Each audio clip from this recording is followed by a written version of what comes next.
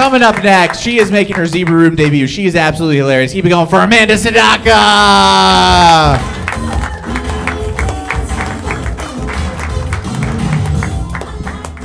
Hello. Okay, let me get rid of this. So I'll start by addressing the elephant in the room. The question on everyone's minds. Yes, I have a boyfriend. Clap, cry, I don't care, I'm happy. It's awesome. I love having a boyfriend. I love my boyfriend. He's British, which is so cool. I love bringing it up in every conversation. I'm insufferable. I'll bring him up and the fact that he's British up any opportunity I get. What I don't like, though, is when people ask me how we met. It's my least favorite question because the truth is, we met on Tinder.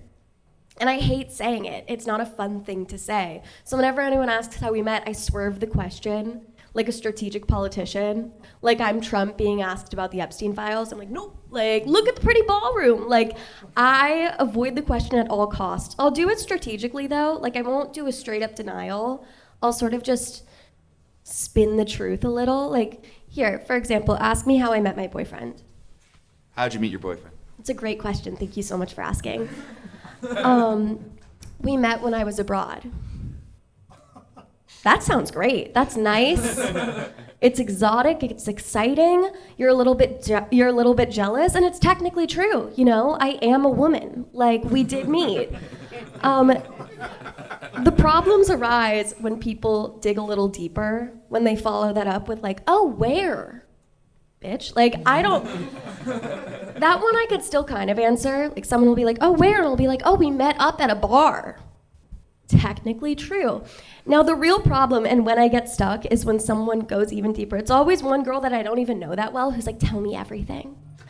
I want every detail. Tell me everything. That's a lot of things. Like, tell me everything. She'll go, what did he first say to you? What did he first say to you when he came up to you? And it's like, I don't know, you look nothing like your pictures. Because it's not romantic that we met on Tinder. You know, the truth isn't romantic. The truth that, like, he swiped right and said nice tits, like, that's not romantic. I'm kidding, obviously. No one's ever said that. But he's very eloquent, actually. He's a good texter, which is good because we're long distance. I'm noticing a lot of people online are not eloquent. I've been learning that more and more because I started posting my stand-up clips on social media, shameless plug, and they're doing pretty well, but some of the comments are hilarious to me. Especially I posted one video about how I didn't know what carbon monoxide poisoning was. Get over it, I don't know every little thing, okay? But I posted that video, and this one woman commented, she goes, don't worry girl, I get it, I died from it twice. You died from it twice? She goes, yeah, they brought me back. How do you make that mistake twice? It happened to me once, and I was like, okay, car and door, bad, you know? Like, she did it twice. I feel like that's one of those situations where it's like, fool me once, shame on you, fool me twice, maybe let's not bring her back? Like, I don't know, I'm not God, but clearly he's saying something. Like, another woman commented, she goes, it's okay, girl. It took me lighting 3 microwaves on fire before I realized you shouldn't put metal in there. 3 separate microwaves on fire? Picture this with me. 3 of them, separate times, burst into flames. This poor woman has no idea why. It's supposedly spontaneous. She thinks microwaves just suck. She thinks they're just bad at what they do. And then she kept getting more. Like, the people at the store must have been confused by the time she got to her 3rd one. Like, is she collecting them? I think about that poor woman so often. There was another guy who commented on one of my videos. He goes, guys, this is clearly AI. I don't think so. I don't know anymore. It's kind of hard with technology. It's getting scarier and scarier. Like, I don't know what's real, what's fake. Did you guys see my favorite news article right now? I don't know if you saw this, but Tom Brady, I forgot his name. Tom Brady cloned his dog. Did you see that? He copy and pasted it. I didn't know you could do that. What happened was, if you didn't hear, basically before his old dog died, he took the blood from the old dog died, put the blood in new dog, old dog. I don't know how cloning works, but he took this dog and now like he has a clone of his old dog. Now, the most insane part to me that I keep harping on is, you know, eugenics, it's creepy, it's kind of weird, but the part that I can't get over is, don't a lot of dogs already look kind of the same? Like, is that crazy to say? Am I dog racist? I don't think so, because I think the white ones look the same too. Like, Tom Brady cloned his dog, and I feel like it could have been, and I hope it was, one of those situations, like a mom with a kid with a fish, where the eugenics company just like got another dog. I looked it up, it was a pit bull. And we're like, we did it, Tom! It's the same dog! And Tom threw a stick and it ran after it, and he went, it's uncanny! This one likes fetch too! I looked into the company a little bit, and they kind of creep me out because their main shtick isn't cloning. That's like a side hustle for them. They're trying to bring back the dodo bird.